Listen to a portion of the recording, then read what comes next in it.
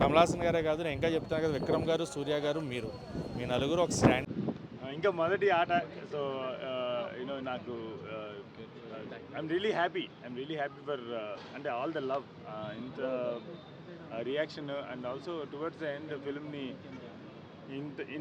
తెలుగులో ఎప్పుడు ఇలాంటి సినిమా చూడలేదు అని అన్నప్పుడు వచ్చే ఆనందం అంతకన్నా ఇంకా దర్శకుడికి ఇంకొక ఆనందమే ఉంటుంది. సో మహేష్ బాబు గారు ఇచ్చిన అప్రిసియేషన్ మీ క్యారెక్టర్కి ఎలా అనిపించింది? చాలా బాగా అనిపించింది. అంటే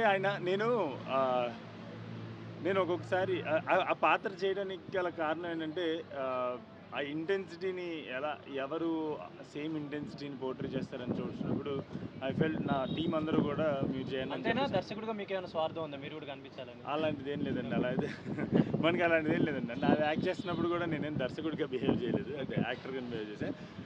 మహేష్ బాబు గారు దాన్ని గుర్తించి ఆయన అప్రిషియేట్ చేయడం అనేది నా యాక్టింగ్ని I'm really happy for that.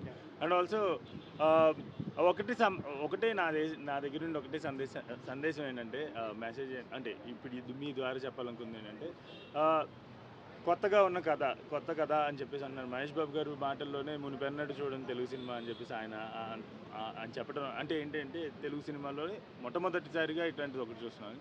So దీన్ని మొదటి ఫ్రేమ్ నుంచి జడ్జ్ చేయకండి, సినిమా మొత్తం చూసిన తర్వాత అది ఇచ్చే అనుభూతి మీ ఇంటికి వెళ్ళి కొన్ని సంవత్సరాల పాటు మీతో ఉండిపోయేటువంటి అనుభూతి ఇస్తుంది. Thank you very much.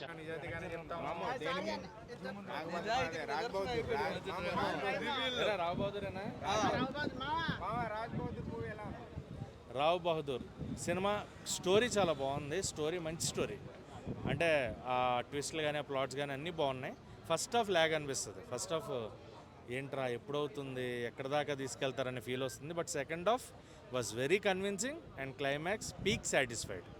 క్లైమాక్స్లో లాస్ట్ 10 నిమిషాలు ట్విస్ట్లు అది చాలా బాగుంది. అండ్ మ్యూజిక్ చాలా బాగా అనిపించింది. సంచారి సాంగ్ అయితే మామూలుగా విన్నప్పుడు నాకు మరీ స్లో ఉందేమో అనిపించింది. సినిమా ఫస్ట్ హాఫ్ ల్యాగ్ ఉన్నట్టు స్లో అనుకున్నా, బట్ విజువల్గా సంచారి సాంగ్ చాలా బాగుంది. అండ్ దీపా థామస్ ఉన్నంత వరకు కూడా ఆమె పెర్ఫార్మెన్స్ చాలా బాగుంది, చాలా క్యూట్ ఉంది. And Satyadev is a good performer.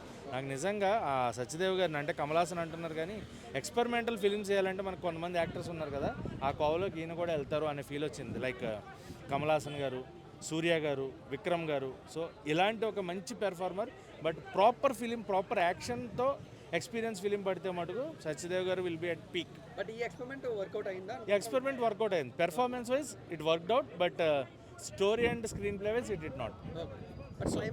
Climax twist high ఇచ్చింది. Climax last 10 minutes peak satisfied. Second half was really convincing and first half ఆ ల్యాగ్. ఫస్ట్ హాఫ్ని బేర్ చేస్తే సెకండ్ హాఫ్ మీరు ఎంజాయ్ చేస్తారు. కన్ఫ్యూజ్ చేసేలాగా ఏం లేదు, క్లారిటీగానే ఉంది. చాలా క్లియర్గా, క్రిస్టల్ క్లియర్గా తన కొడుకు కాదా అవునా ఆ DNA టెస్టింగ్ శాంపిల్స్ తోటి దానికోసం ఆయన ఎలా కష్టపడ్డాడు, ఏం చేశాడు అనేది సింపుల్ కాన్సెప్ట్. అండ్ వెంకటేష్ మహా గారు చిన్న cameo, that was really good. ఆయన పెర్ఫార్మెన్స్ ఆయన వచ్చినప్పుడు ఆ ఫన్ జనరేట్ అవుతుంది, అది బాగుంది. ఓవరాల్గా one time watchable in theatre and completely it's a Satyadev show. It's completely పడింది. అంటే సెకండ్ హాఫ్ అండ్ క్లైమాక్స్ ద్వారా అయితే పడింది. ఫస్ట్ హాఫ్ కొంచెం బేర్ చేయండి, సినిమా చూసినప్పుడు మీరు సెకండ్ హాఫ్ ఎంజాయ్ చేస్తారు.